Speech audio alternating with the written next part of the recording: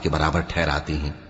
وہی تو ہے جس نے تم کو مٹی سے پیدا کیا، پھر مرنے کا ایک وقت مقرر کر دیا اور ایک مدت اس کے ہاں اور مقرر ہے، پھر بھی تمہیں کافروں اس بارے میں شک کرتے ہو۔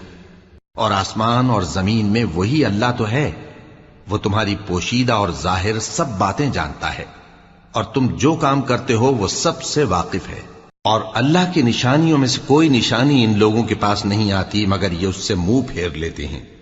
جب ان کے پاس حق آیا تو اس کو بھی انہوں نے جھٹلا دیا، سو ان کو ان چیزوں کا جن سے یہ ہنسی کرتے ہیں ان قریب انجام معلوم ہو جائے گا۔